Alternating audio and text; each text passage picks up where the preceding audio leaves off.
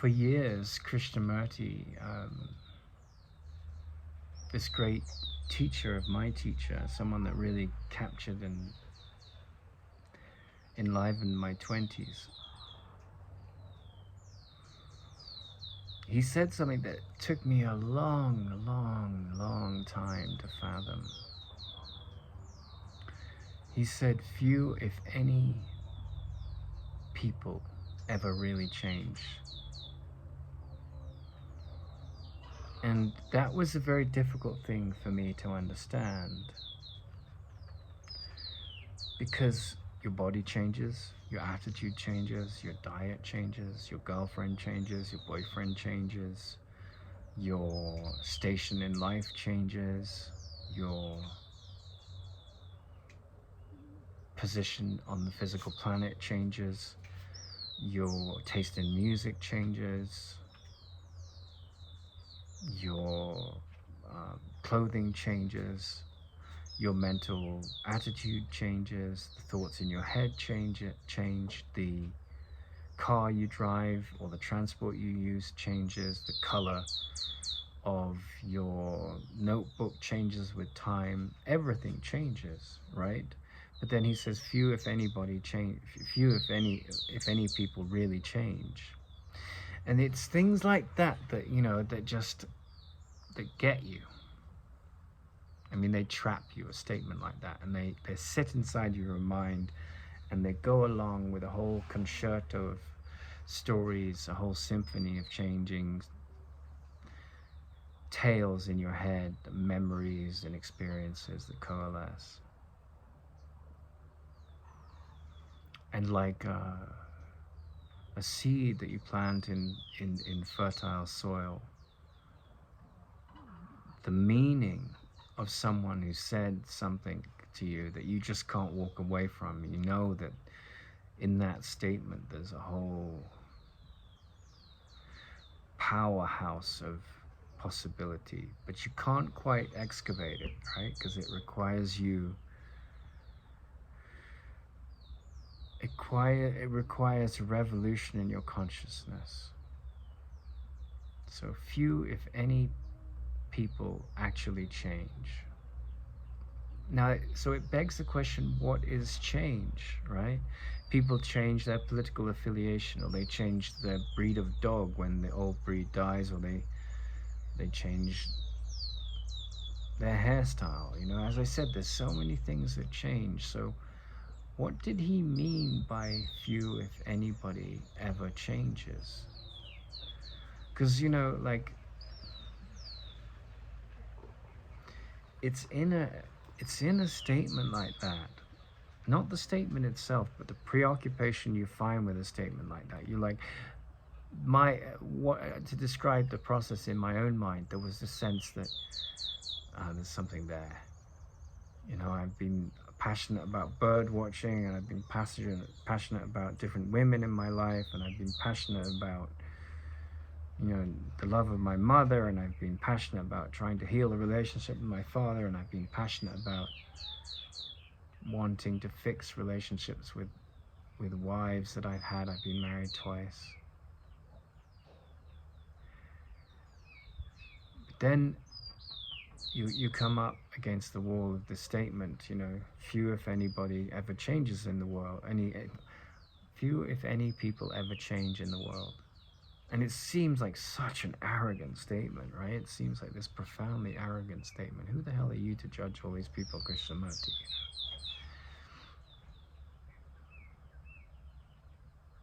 And then I met a human being, and she just came into my life for a very short time. She wasn't a love interest per se. There was no romantic story that developed there.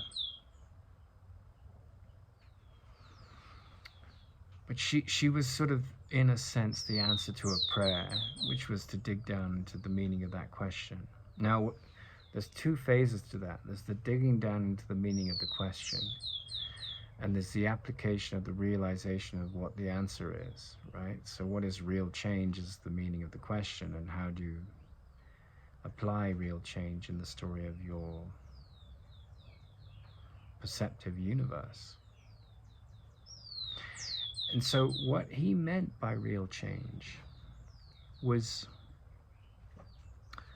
in the mind of the ordinary man, the mind of the normal woman or human, whether they're like Brigitte Bardot or they're some big fat ugly lady that works in an office and that's rather depressed, or they're some, thief in a man's prison, or they're some CEO at the height of his game in a petrochemical industry company. Whatever their story is, the general story of the normal human being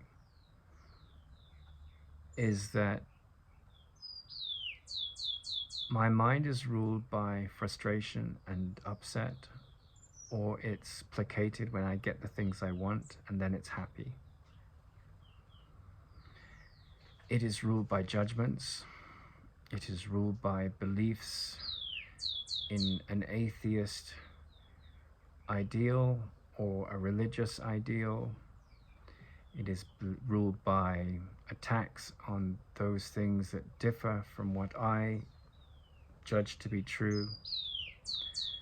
It is ruled by the reaction in my mind to the attacks of others who differ in their understanding of what I'm saying, or their reinterpretation of what I'm saying. And my responses to those stories rules my mind. And the moments I get what I want, or I'm relieved of the pain that I don't want, then I'm happy. And the moments where I'm ensconced in the pain that I don't want and ensnared in it, or I am frustrated by not getting what I want instantly, that defines the normal human being, right? If I want big boobs and I have a boob job and I get lots more of attention from men, or I have like my stomach clamped so I don't eat so much and I'm not so fat, like all of these things can bring me relative happiness. If I want a sexual conquest that I succeed in achieving and I get that thrill, then I get that relative happiness. If I don't get it, I feel snubbed, or I feel rejected, or I feel, sexually frustrated. So if that is the normal, what is the anomaly? What is the anomaly that real change that Krishnamurti is pointing at represents? And I think that to really get that, some theories needed. And when I say get that, I mean to bring it to application, not just to intellectually get it, but to get it in the first place, you need some mental understanding of what's being pointed out here. So there is in the Course in Miracles an expression of cause and effect. So everything that you see with the physical eyes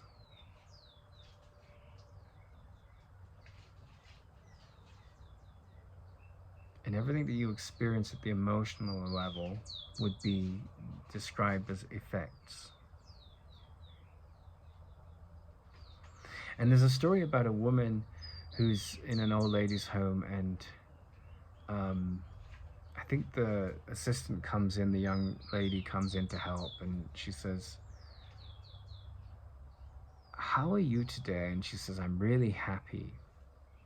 And then the assistant says, "Do you know what's going to happen today?" And she says, "I don't." And she said, "Well, how can you be happy? Because things could be negative or positive." She said, "Because I've decided that that's how I'm going to see. Whatever happens, I'm going to be happy about it. And I'm going to be grateful." And really, this is the level of cause, because it says, I have power over how I see. I don't have power over how the effects of my bodily existence turn out. The manifesting lobby of the world will say, well, I can see myself healed of cancer and it goes away. And I'm sure there's often truth to that, depending on how you use the mind and how powerful your use of the part of the mind that can manifest a different outcome in the realm of effect, right? That's not what I'm talking about. I'm not talking about manifestation. And yet everything is a manifestation of our consciousness. But at a deeper, more subtle level, what cause means is that, like, the thought system that we subscribe to, that we're a body, that this or that person or this situation is justified in attracting my judgments, whether negative or positive, that creates that is the root of the identity which creates pain and suffering and pleasure and pain in the world.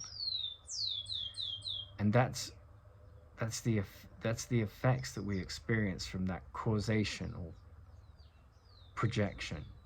But if we change the projection, like the old lady in the old lady's home, you know, that says, I've decided to see that whatever happens is great, you know, that's I'm at peace with it. That is really the essence of wisdom. So you're not taking the effects that I'm overweight, or I'm not getting enough attention from the world as in which I'd like, or I'm getting too much attention, or whatever the thought system of the mind where the ego comes in and analyzes and judges.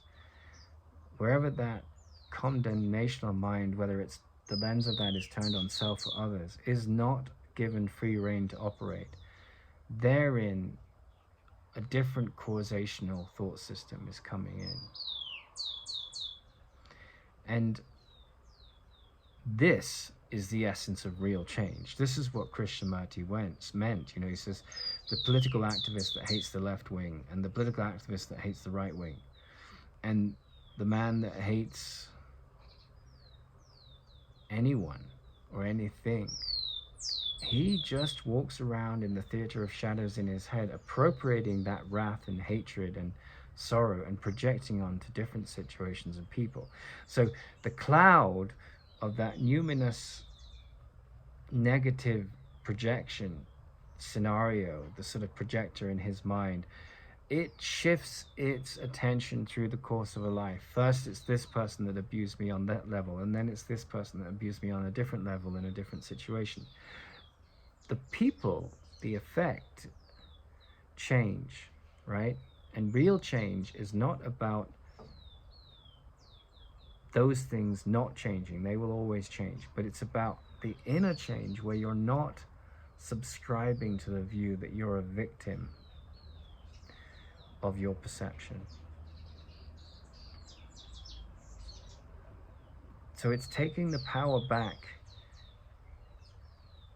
off the stage of the experiences in the world and this ever-changing vulnerable identity that you associate yourself to be in that story, and it's bringing it back to an internal registry that says, I am not this character that my self-concept has created.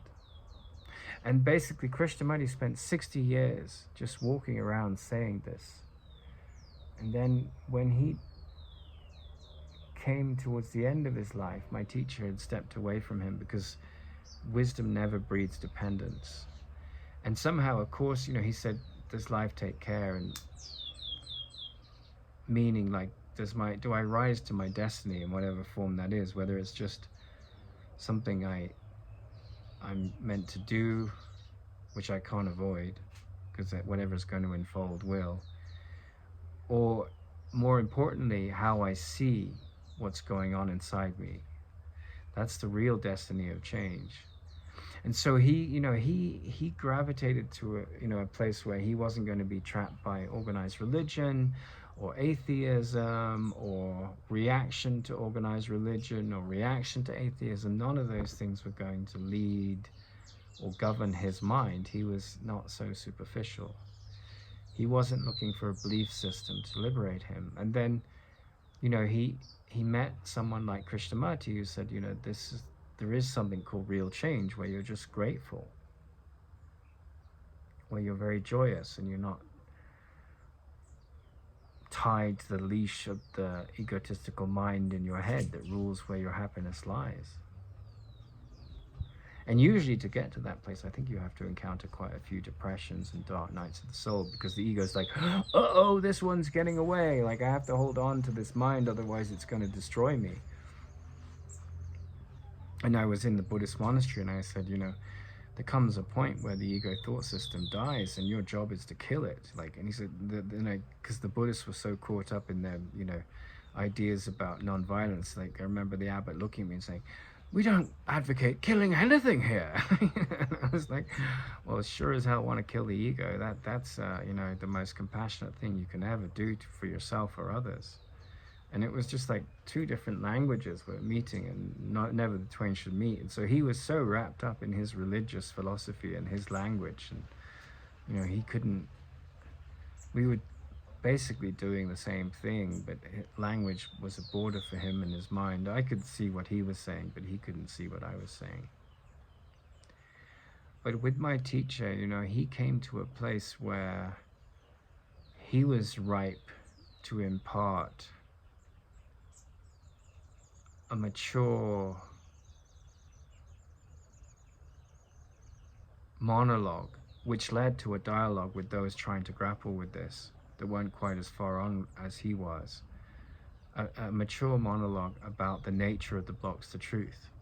And in his case, it manifested as him being sort of invited by the scribe at the Course in Miracles to be a teacher of the Course in Miracles.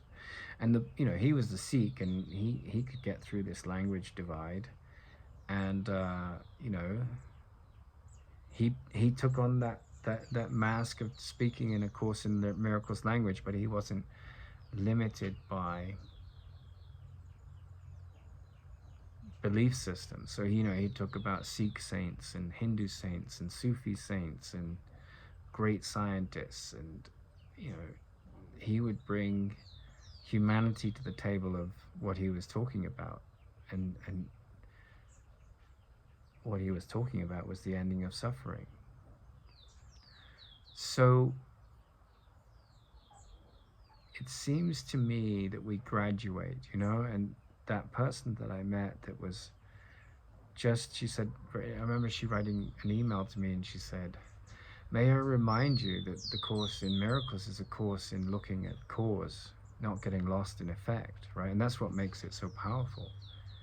And anyone that's interested in real change, where like the mechanism in your mind that goes from like not having big enough boobs to not having, big enough penis, or not having enough recognition or enough friends or enough money, or having too much attention from men, or whatever manifest story that you find yourself attached to that justifies some sense of lack in your mind, and you change that story in a million different guises in the world of effect during the course of your life, there's no change if that's all you're doing. Just reaffirming lack in a billion different ways. But that was one of the greatest, it's like someone gives you a gift, right? And the gift is a dirty old paper bag that's crumpled up. And that was kind of how I felt about Krishnamurti's statement, few if anybody ever really changes. Among us, few if anybody really ever changes. It was like, yeah. And then you're in a situation where you're hungry and you don't have any food, and you've got this bag in your back pocket, and you suddenly come across a bush of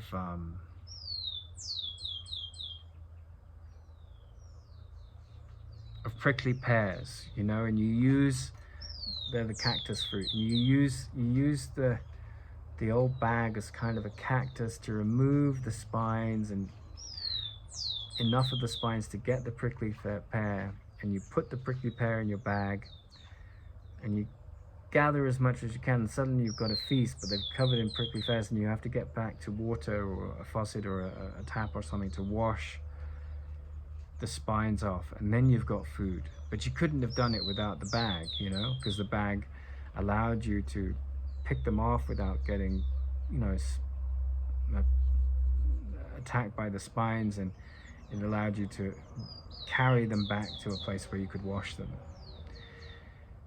And what Krishnamurti said, it was like he gave me this door in that statement when he said, few, if anybody, ever really changes. That was like the old bag. That was like the dirty old bag. And then meeting that woman that said, may I remind you, this is a course in the understanding of cause, not in the support and affirmation of the shift changer that is lost in effect. I'll be happy when I have a boyfriend. I'll be happy when I have a child. I'll be happy when I have X amount of money in my bank. I'll be happy when this problem's gone away.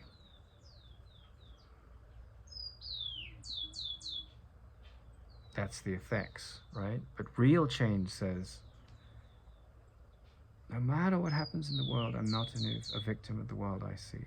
And there's a different thought system that can lead me out the labyrinth of the labyrinth of pain of the identification with the identity and the self-concept that is born of my reactive thinking in light of the effects. And even that, which I've just described, this identity that associates with the effects, is an effect in itself, like the shadow self, right? And that's why Carl Jung called psychotherapy essentially shadow work, because you go into a relationship with a man or woman, you fall in love, or if you're gay, it's the same sex, and those other people, they're going to bring up all this shit, right? And their projections onto you and your projections onto them, and you're going to have to say, whoa, time out. These projections are ruling our minds and we're miserable. All right, we've had our honeymoon period, and then I hate the way she does this and I hate the way he does that. And one of the most interesting characters in Tibetan mythology is Marpa, right? And he was Milarepa's teacher. Milarepa's one of the greatest, most, talk about an incredible spiritual story. He kills, his uncle kills, his father dies and bequeaths the money to his son. And then the uncle sort of becomes the legal guardian and treats Milarepa and his mother as with such disdain, and lives in luxury on his brother's money. And then his mother kind of schemes for her son to become a great sorcerer, and he goes out and learns black magic and turns, I think, 2 horses, or from memory it's 2 horses, into these giant cockroaches, and they come stampeding to the wedding feast of his cousin and just trample the whole tent, and all 35 people in it die.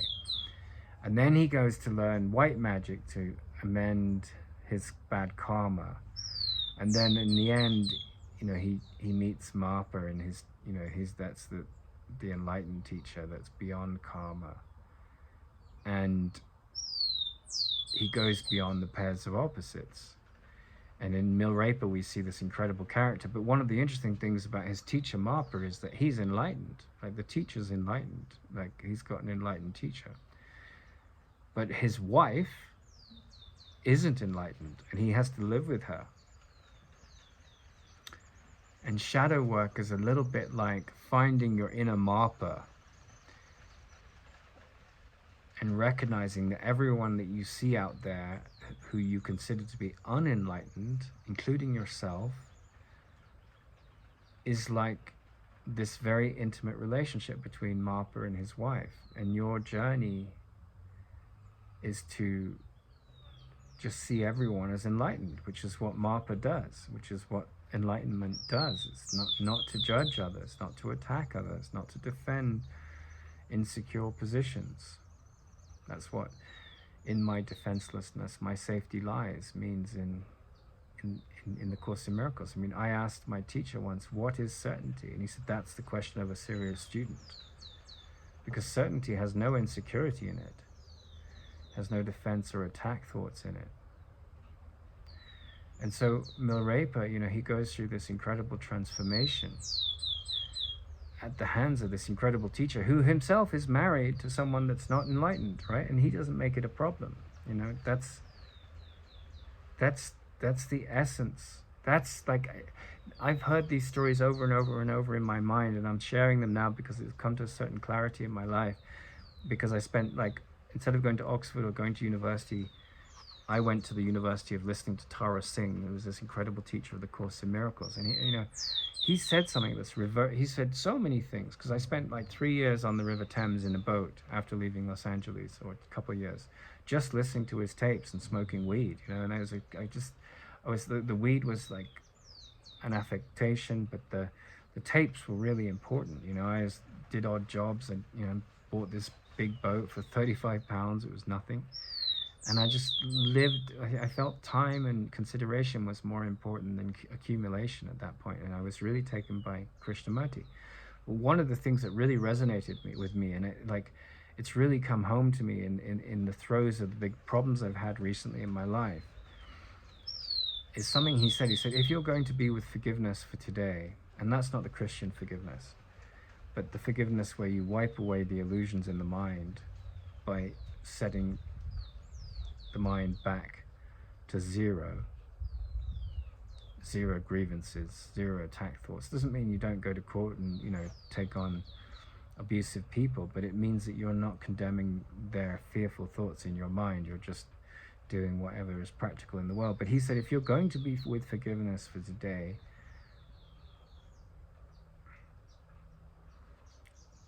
don't make a problem out of anything. And don't make other people's problems your problems. Now, that second statement needs a bit of qualification, because it doesn't mean you lack compassion, but it means you don't see any problems anymore. Doesn't mean that you automatically know what the solution is, but the thought system that you're embracing is that peace is the truth, and everything that argues that that's not right is your ego thought system. So there may be unending problems that you experience in your life, and but if you learn to listen to your gut, and you learn to listen to a different level of intelligence, the life that you're living will become the perfect story of what you need to learn. Not because it already is that, because it is, but because you're open and receptive to seeing it differently now, and you start to stop the resistance to listening to what's going on. And the classic tale of that I always tell is, my mentor was very devoted to Krishnamurti, and his parents died, and he was the oldest son, and he was quite young at the time. But he tried to find enlightenment in the Himalayas and just found a bunch of spiritual egos competing over how long they could meditate for. And then he met Krishnamurti, and he thought, this guy's the real thing. And I said, what was it like to know him? He said, I was grateful to be on the planet at the same time he was alive. And I can say the exact same thing about my teacher. But anyway, he met him, he overheard him talking, and it transformed everything. But that happened in a series of movements. And the first movement was he saw the futility of these petty egos and, competing over how spiritual they were, meditating in the Himalayas. And he said, I'm going to do something to help mankind. And he goes off in that movement in his mind, and moves back to his family's house, and sits for a while, and is like on the farm eating well. They're from a wealthy family, and then he has this intuition to go to see the Prime Minister. And the Prime Minister at the time was Prime Minister Nehru, the first Prime Minister of modern India. And he books a meeting with the Prime Minister's secretary, and then he cancels it. And the secretary says, why are you cancelling a meeting with the Prime Minister? And Tara Singh says, I have nothing of my own to say. And then he finds what he has to say, and he comes back, and they meet, and they speak for many hours. The Prime Minister cancels all his other meetings. And basically what Tara Singh says to him is, if you're a prime minister worth your salt, then your destiny as a ruler is to bring up everyone at the lowest of the low. And if you look at the Western mythological structures, Parsival is just you and I, whoever's living a normal life, feeding the body, having children, not having children, taking care of the needs of the body, but looking for a deeper meaning and a deeper happiness. That's all everyone is doing. It's implied, whether they dig into that or not. But then Bors is the character who is the leader, right? And so, when you're at that level of loftiness in terms of the world power structures, someone who comes along and says, well, this is what I think your destiny is really about, and they can speak intelligently to that, you have that person's attention in terms of the leader, right? So like Tara Singh came in and he challenged him and he said, Nehru said, well, why are you telling me this? And I said, well, Tara Singh said, well, I think, if you want me to help you with that quest, and I feel it's important that I do something in the world that's not just sitting and meditating, you send me to Moscow in America, you send me to the heads of these world powers to see the impact of industrialized civilization on their culture and their people. So we as the Indian society can learn how to bring to application the industrial model to our culture and our country. And this totally inspired Nehru. Now, in the background, his sisters needed to be married because his parents had died, Tara Singh's sisters. And when he arrived, back in India from some of his travels, his sister said, better you've been a doctor, like he was disgraced. He didn't really have a role to play in the world.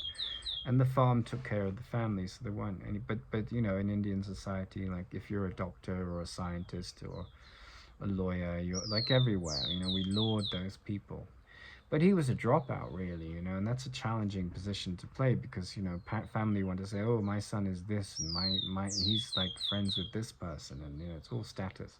And the only status I've ever had really in my life that I thought was valuable was my friendship with Tara Singh, and I mean that. I think, I reference going to Oxford and so forth, but I see the folly of that ivory tower. But Tara Singh, he represented something truly noble, and he was really my education. So, everyone in the village, small Indian village in the Punjab, think he's a monster. They put him down and they undermine him, and but he doesn't listen to the noise in the world. He just listens to his inner guidance, which is the key thing. That's the thing that's the hero's journey, going away from the groupthink, going away from the insecure masses. Anyone that's worth their salt in terms of transcending the petty sort of dichotomy of like the small town love, which has got a lot of beauty to it, versus the sort of cynical bourgeois bohemian reactivity story.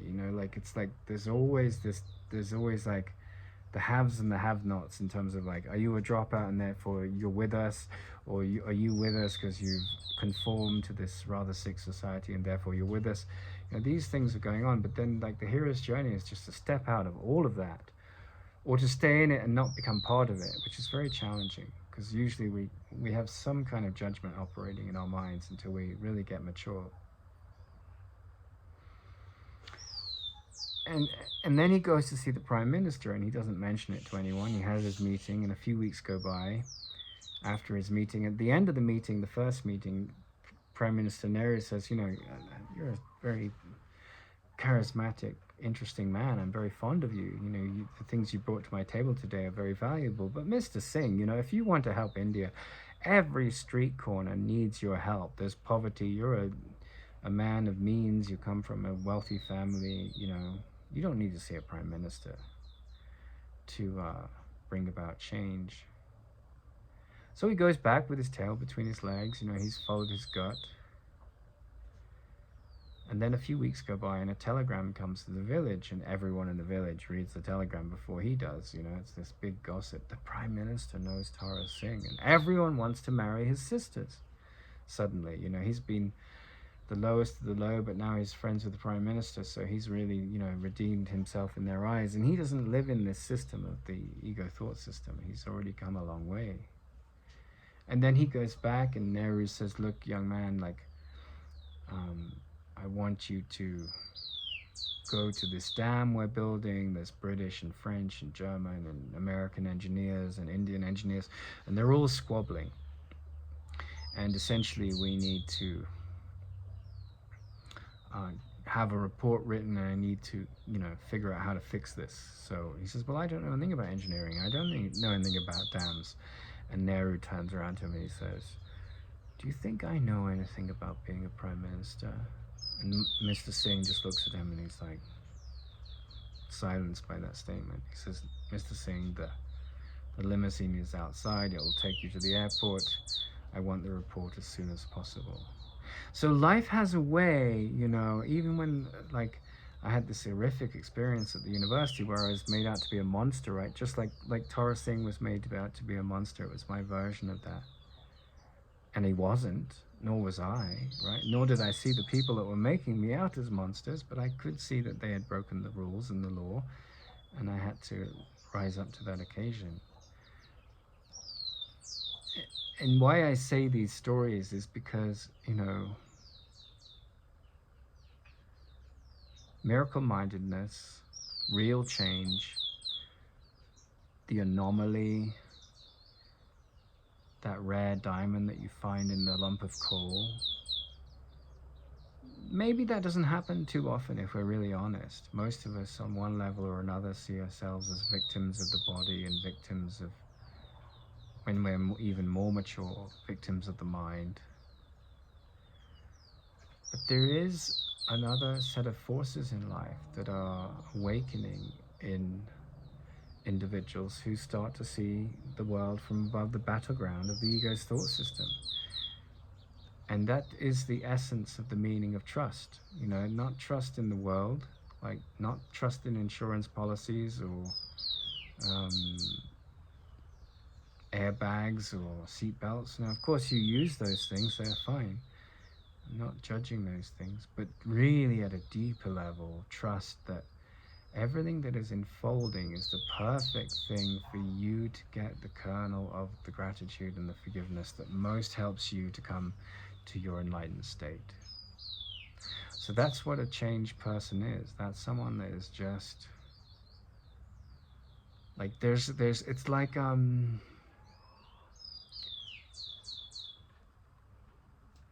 it's a little bit like, those guys you hire for like $5,000 a day, and they just dig a hole for water, and they dig a hole for water, and it might be 6 days, and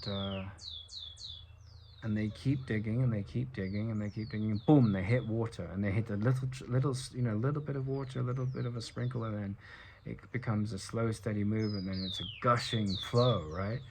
And in a sense, like, one could say that spiritual wisdom, spiritual sight is similar to that. You have some inkling that the groupthink and the condemnation of the ego thought system and the attack thoughts and the primitive approaches to psychotherapy in the world are not what it's all about. And then maybe you get crucified by a Punjabi village or a British university, and literally, you're saying, well, he's a failure, he's a misogynist, or he should have been a doctor, and all these scowling egos come in and write their litany of grievances with you, which has nothing to do with the truth. And you have to weather that the attacks to your self-concept, and you come out of it a stronger person. You might go through hell, but then you start to realize, digging down to the experience of my life in time and space, the waters of life are coming up to meet me. And it's not necessarily the life I'd wanted or planned, but it's the life I most need. And that was Nietzsche's sort of most enlightened statement. He said, no matter how shitty and terrible and difficult and conflicted your life may seem, if you can come to it like, you know, a cripple on the street that is crying out for your love, and embrace it with your love, then you say, this is what I need, you know? Then you turn it around. Then new life comes. Then the font of the well of meaning that you're digging leads you to the quenching of the most important thirst you'll ever have, the thirst for meaning.